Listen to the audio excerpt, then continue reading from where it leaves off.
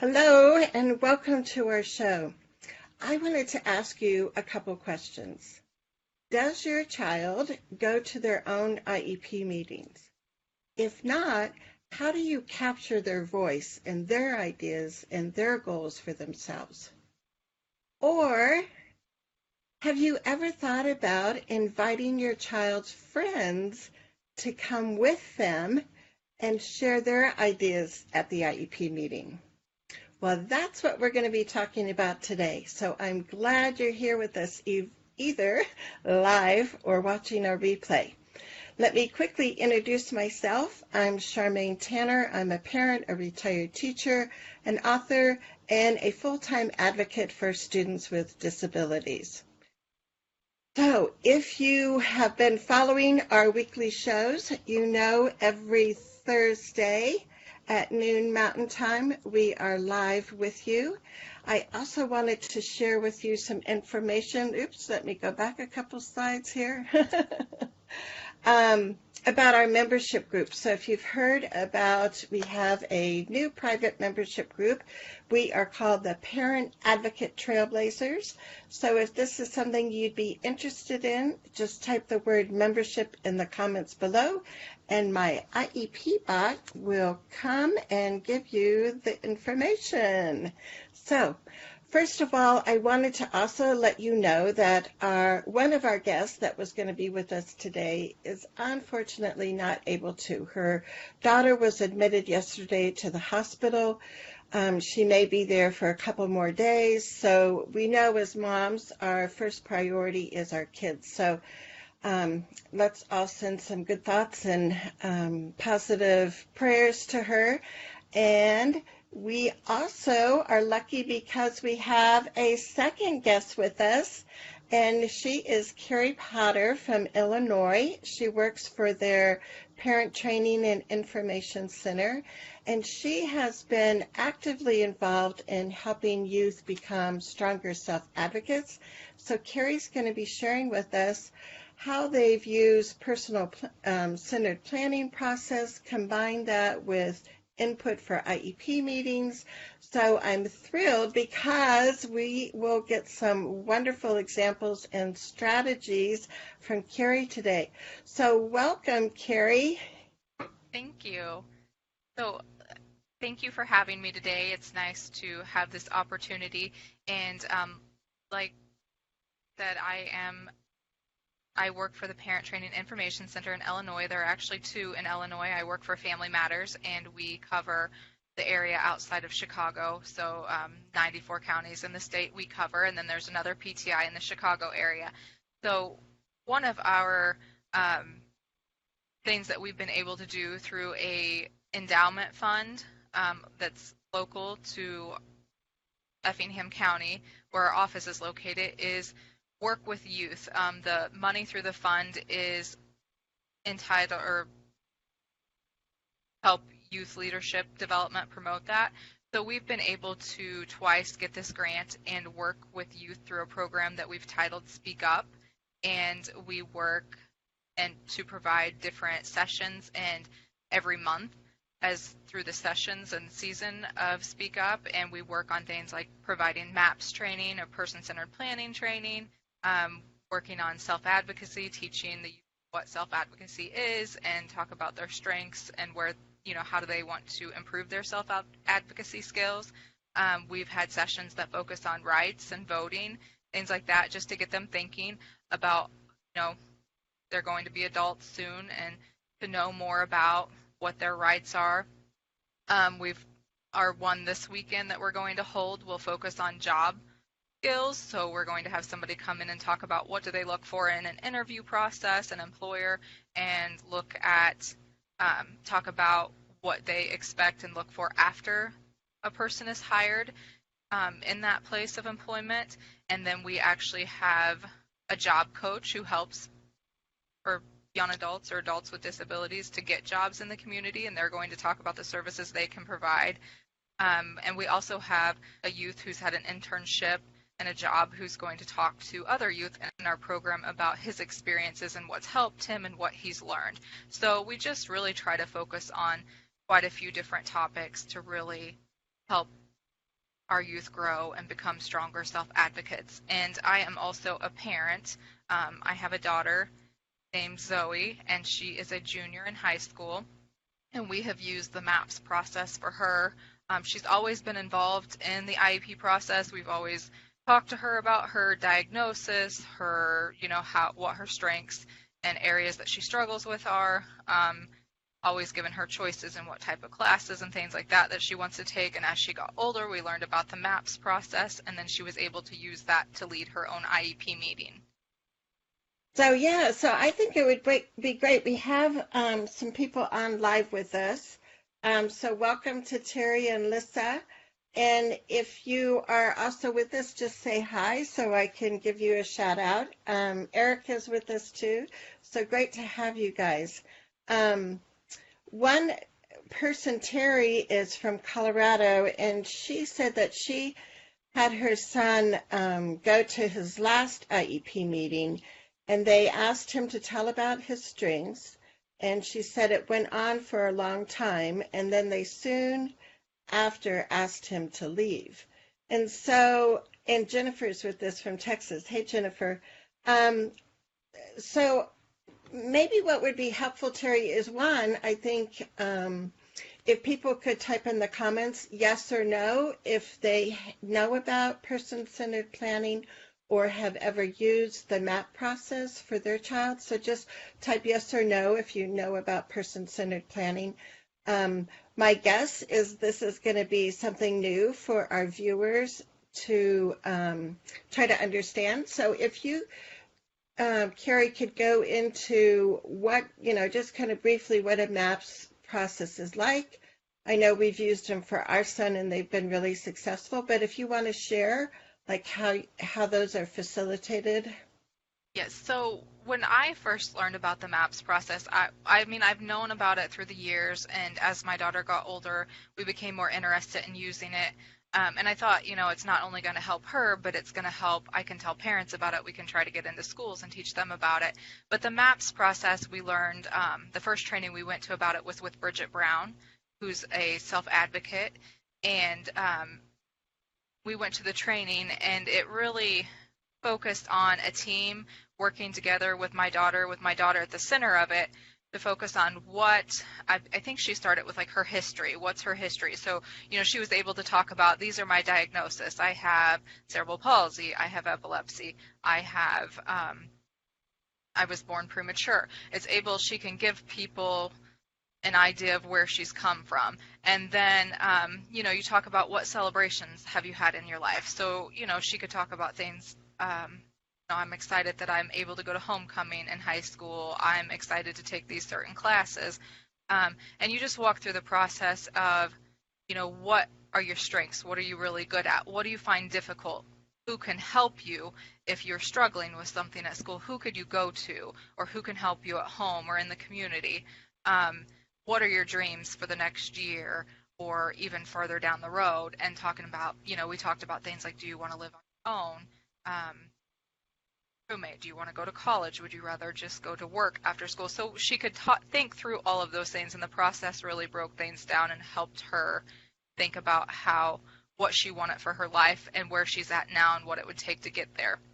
And then she was able to, her school actually worked with her to put everything in an iPad, her iPad that she uses at school, and then she was able to read from her iPad and lead her own IEP meetings.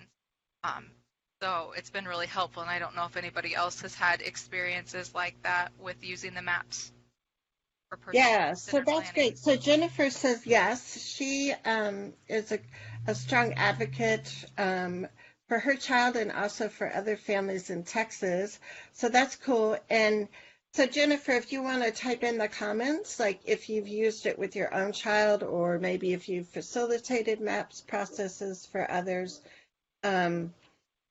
And like you said, Karrie, it's a wonderful way for not only parent voices to get in the room, but for students.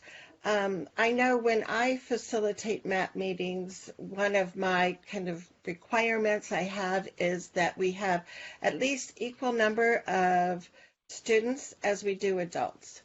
because I think that creates a much better balance. And it can be intimidating, I think, for just our child to be at the IEP meeting and, there's this table of all these other Yes. people.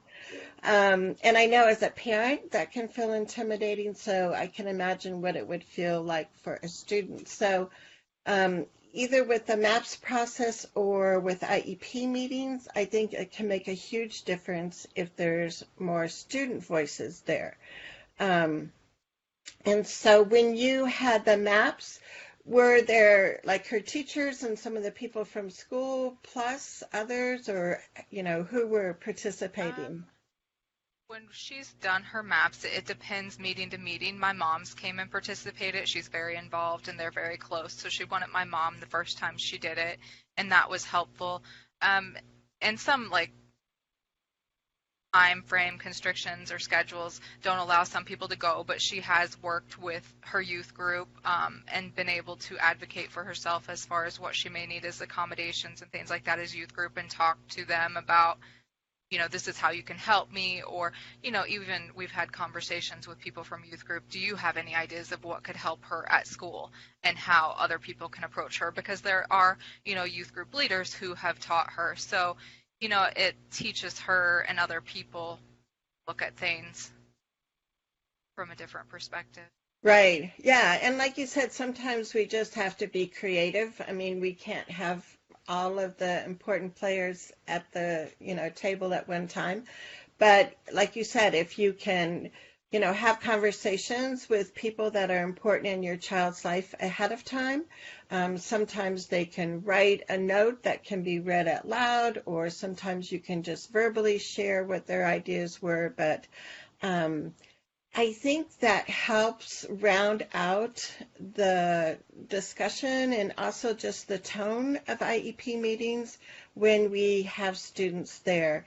And I don't know how your daughter feels. Like, has she, I mean, I think for my son, it was always a feeling of pride that, like, I got to lead this meeting, Yeah, well, and and I always felt like I had, involved her quite a bit, that I always felt like she felt that she was very involved and had a say in everything. And I think it really opened her eyes when we did the MAPS process, because she told me, she's like, I always knew these meetings were about me. I always knew we talked about me, and what I needed, and I know I was there. But she said something about going through that process. She's like, I learned I could speak up more about what I wanted and what I needed, and that I had a lot more to say. So it was really a very powerful thing and positive thing for her.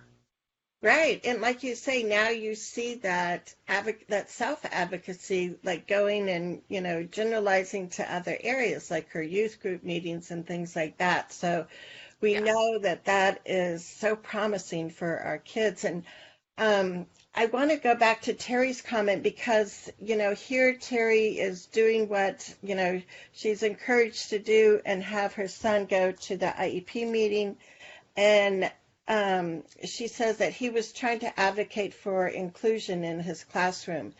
And so my guess is it started out by him talking about his strengths, which people were, willing to hear. And then maybe when the conversation went to more inclusion, maybe that's when they asked him to leave the meeting. So Terry, if you want to clarify with us when that happened. And I don't know, Terry, like, how did your son feel? I don't know if, sometimes as parents we notice things like that more clearly.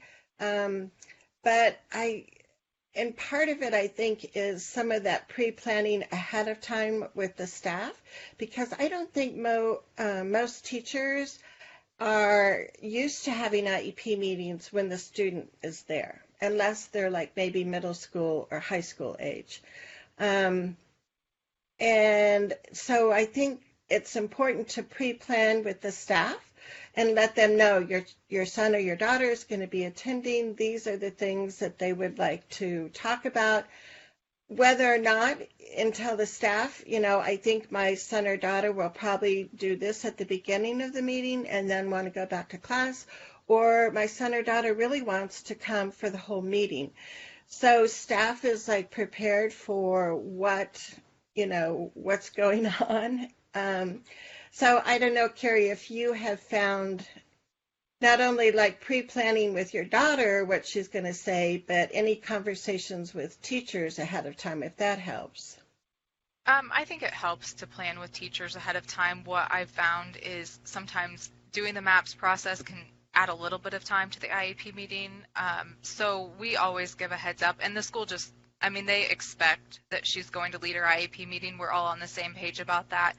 So, but I always tell parents when I talk to them at work too, or in trainings, definitely like talk to your school about this, let them know what this process is, because you want to give them a little bit of a heads up on what you're doing or what you want to do and the purpose of it. And, maybe by you doing it, they'll start using it with other students too. But I always like to let them know that we want to do it or encourage parents to do so. That way they can allow time for it and help the student, because me having a communication with my daughter's school, I mean, they helped her put it all on her iPad so that she could have it prepared and ready for the meeting, which was great.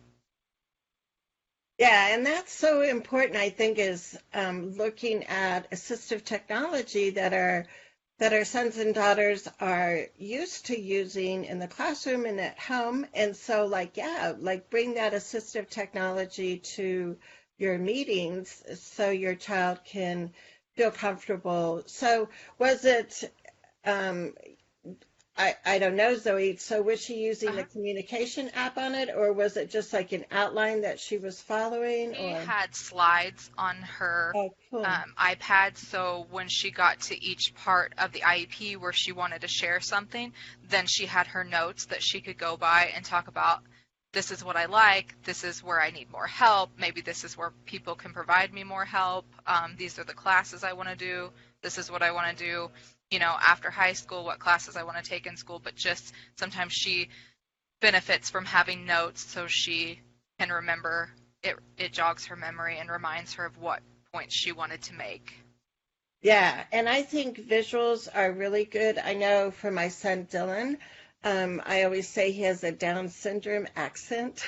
So sometimes it's hard for people that aren't familiar with him to understand. So when Dylan speaks, at conferences or whatever, he always has slides, and that is the trigger for him, like, oh yeah, this is what I'm going to talk about next. So yeah, I know some parents will, help their child do a PowerPoint or just bring a photo album, that can be passed around and shown.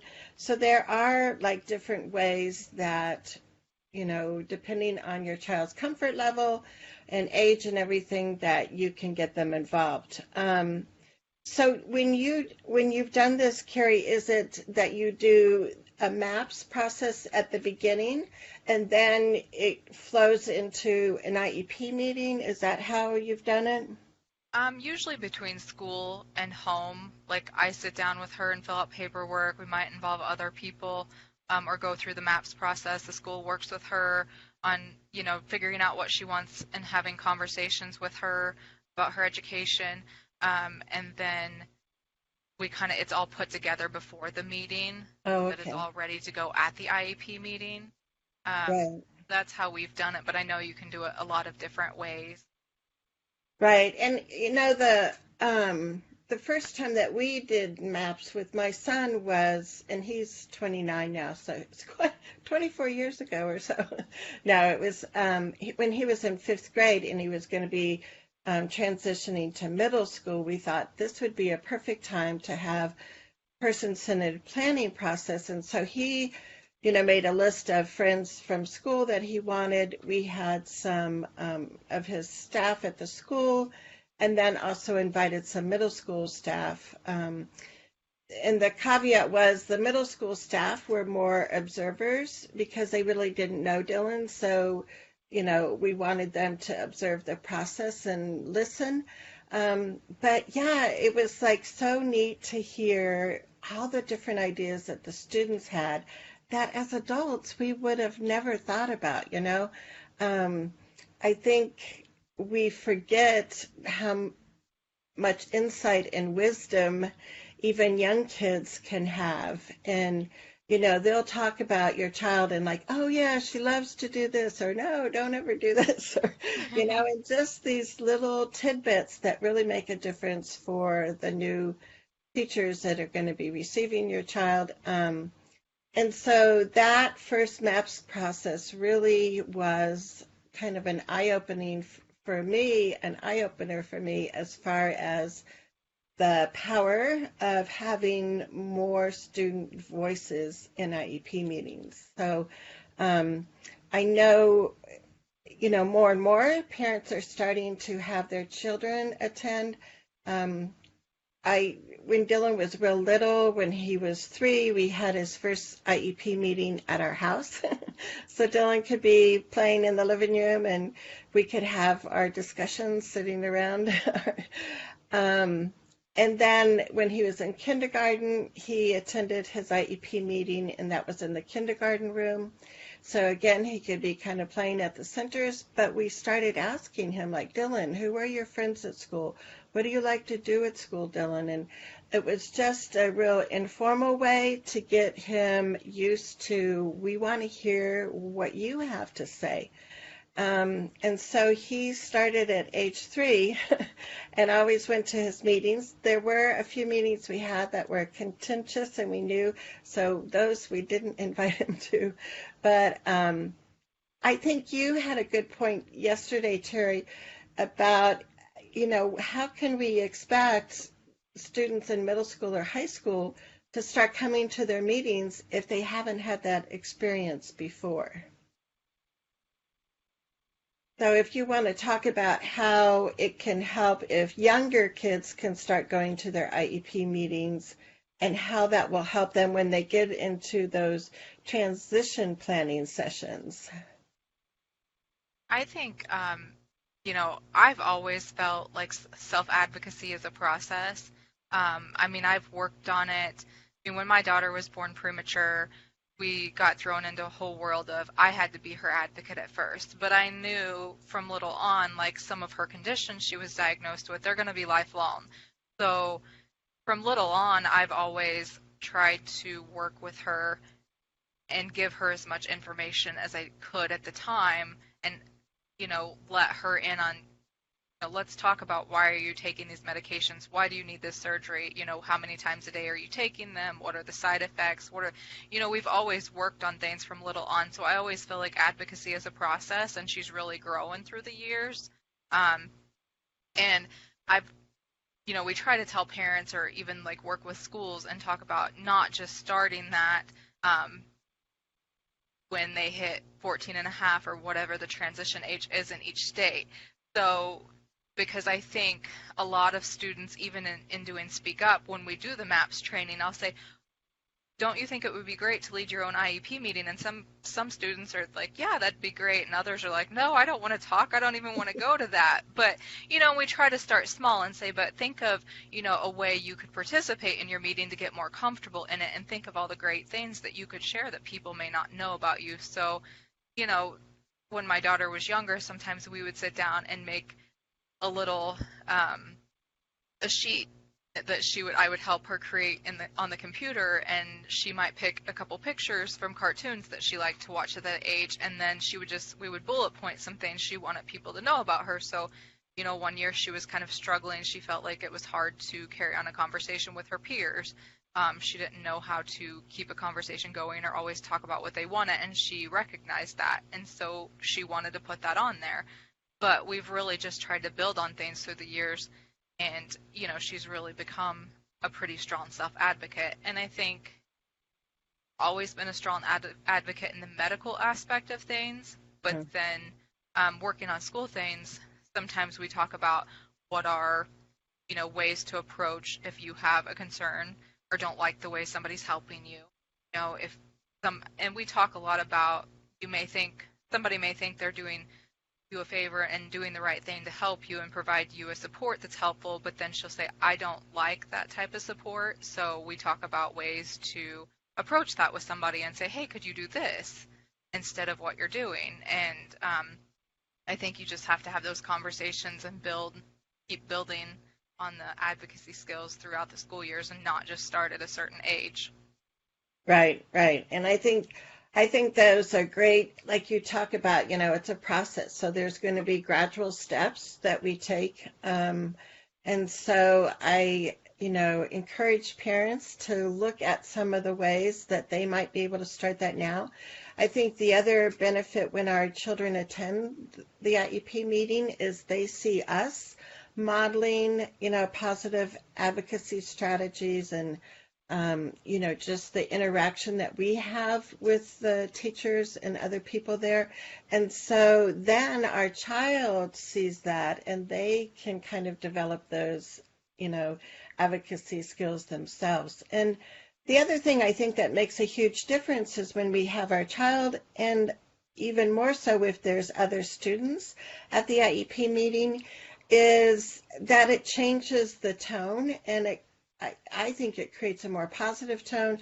I think it helps us really focus that this is the person that we're talking about. Um, and I think people kind of check their language and how they're going to phrase things when the student is there, which I think is good because I think we all need to be thinking of, looking at things in a light that's going to be helpful versus saying hurtful things. Um, but I don't know if you've seen similar benefits as far as the tone of the meeting or what other positive things have come out of it. I think it's definitely there can be a difference. I think we all think about more of what we're talking about in an IEP meeting, students there. And I don't typically go to IEP meetings, but I have been to some, and especially like with students that I've worked with the MAPS process, once in a while I'll have an opportunity to go to their IEP meeting. And I do think the tone of the meeting is different. I think the MAPS process helps to keep the focus on the student. So I think it's a very positive and powerful thing to have them at their own meeting. Yeah, and I was going to share a couple slides. When my son Dylan speaks, he talks about then when he was in high school, we had a path, which is real similar to a MAPS, but sometimes it's used more with older students. And we sent out invitations to other students that Dylan wanted to have come. We made sure that their parents gave permission for them to miss class because it was going to be held during the school day. And it's funny because when we talk about, for Dylan, like, what is your dream? One of his dreams was to go to college in Hawaii to learn how to surf and watch babes. It was like, this like brings it down, right, to the basic level of what our kids want. And so but I think what's important is that we allow our kids, even though it may sound silly or, be funny or something, but it's like, no, these are dreams that they see for themselves, that this is what they would like for their life. And Dylan has really been a person that can create goals and make sure they happen. So far, he hasn't been to Hawaii, but he has been to Las Vegas a couple times, and he likes watching the babes down there. So he's accomplished some of his goals, but these are just a couple shots of him with some of the friends that he invited. He decided that he wanted Coke, and what kinds of chips and dip, and so we make it, more of a party versus a boring meeting. And then the guys, so Destiny that he's there with, they've been friends since elementary school, so that was really fun to have Destiny come and talk about her, insight about Dylan. And then on the couch, Dylan called him his posse, and these were some guys from high school that were actually older than him, but really took kind of Dylan under their wings and made sure that he was always involved in things in high school. So I think it does have a different flavor when students are there. And it does help, I think, to change it into this is really a celebration of this person versus, okay, now we've got this IEP form and there's boxes that we have to fill out, and it just really helps. I see that I get notifications that there's been other comments, and for some reason I'm not seeing them on my phone. So I'm going to see if I can switch and pull up your comments on my computer so I can make sure that we're responding to what you guys are saying. And so if Karrie, if you can talk a little bit more about how you went about getting this. I know you said it was a grant through some endowment funding, but what are some ways that maybe other parent groups in other states, if they're looking at kind of trying to develop this or duplicate what you guys have done, like what other tips do you have for them about trying to create that? Well, when we found out about the grant, this is our second time around with receiving the grant. So when we found out about the grant, it was for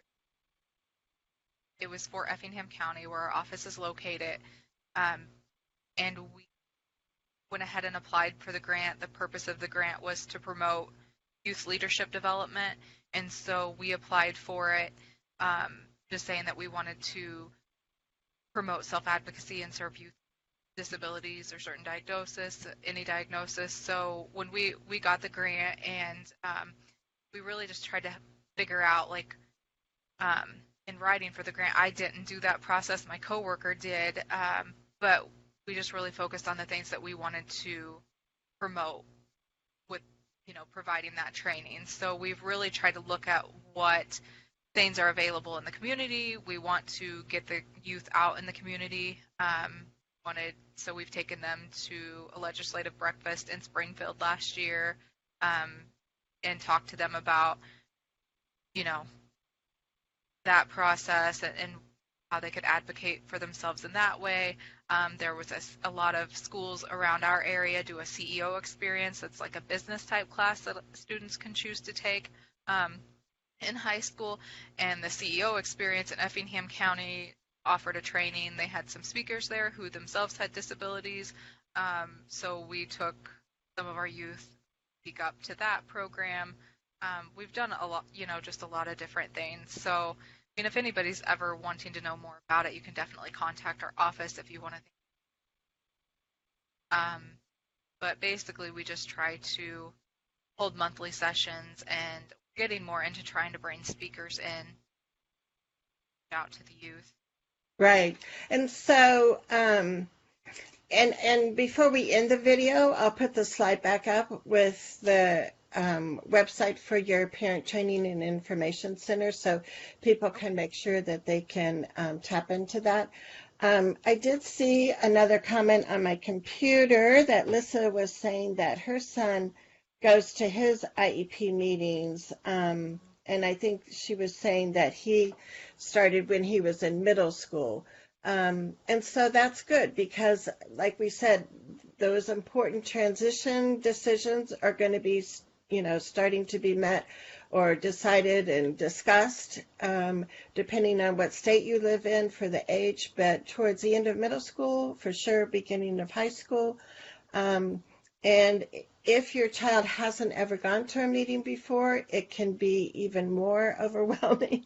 So that gives them practice of, what they're going to talk about when they do that transition planning. So, and I know Erica, if Erica is still with us live, I know she really works with both of her sons that are real young, and learning how to speak up for themselves and what to say in different circumstances. So all those kinds of things, like Karrie said, that self-advocacy is a process. So the earlier we start by giving kids choices, like, if you've ever had any love and logic classes, they talk about always giving your child as many choices as you can. Do you want apple juice? Do you want grape juice? Do you want it in a cup? Do you want it in a glass? And those little baby steps of having our kids make choices and decisions and feeling empowered is like huge. And speaking of empowered, One of the things I have is my advocacy toolbox. So let me put this down. So I think one of your biggest advocacy tools is your child, right? So make sure that you start empowering your child more. And speaking of empowering, I have a second advocacy tool for you. And I've just started reading this book, but I just love it. So it's called What Happens When Students Own Their Learning and Power. And it's a really interesting book. It's, they have different kind of visuals in it to break it up. I mean, it's a kind of a book that you can just pick up and start reading anywhere. You don't have to necessarily follow it in a specific, beginning to end. But this is a book that you can check out from the library. You could, if it's not available in your public library, you could ask them to get it, or I got mine on Amazon. But when we're talking about self-advocacy skills, this is like so cool. It's just got a lot of things that that sometimes I hadn't thought of before. And I've got this one bookmark here. Let me see why I bookmarked this. Oh, here it is. So here's a quote. It says, "Our job is not to prepare students for something. Our job is to help students prepare themselves for anything." And I think that is true with our kids with disabilities, and sometimes we don't realize that there's more than just learning all these basic skills, but we should be teaching all of our students how to think, how to find out information when they don't know it. And so typically we might not think about those as goals in IEPs, but I think that would be really something that is going to serve our kids well, is to help them figure out what they need to learn and know and ways that they can find that information, because after school they are going to be even more interdependent, but also we hope independent in some areas. So those are some big dreams that we have. And I'm going to check and see if anybody else is making comments on here live. Know that if you're watching the replay, you can type in your comments and questions, and I'll get back with you. And if it's something in particular for what Karrie's been doing, I can get that question over to Karrie. And let me pull up our screen here, and I want to show you the slide with her information. So this is the Parent Training and Information Center. Each state has their own, at least one. Some states, if there's more population, they have more than one.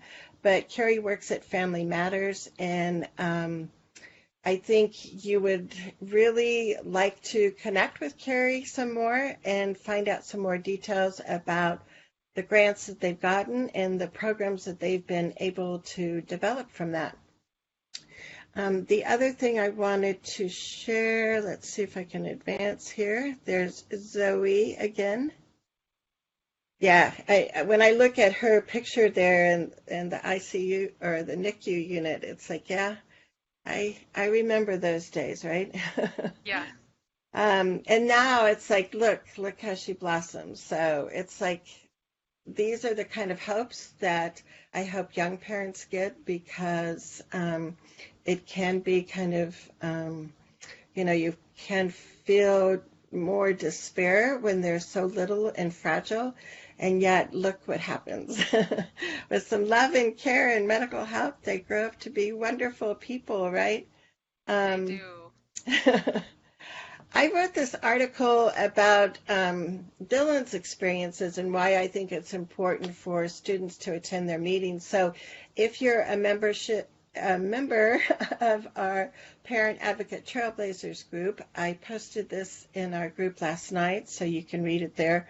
And just a quick reminder, if you are interested in becoming one of our parent advocate trailblazers, just type the word membership in the group or in the comments. I think the people that are with us live today are all members, and they are awesome parent advocate trailblazers. And I want to thank you for being in our show today and joining us. And it was all about how to get student voices heard at IEP meetings. We were so lucky to be able to have Karrie Potter with us from Illinois. And I just think that the examples that you gave us today, Karrie, will just help, other parents like brainstorm and kind of get on the bandwagon of let's make sure that our kids are determining what their future is going to be, right? Yes. Thank you for the opportunity. Oh, you're welcome. You're welcome.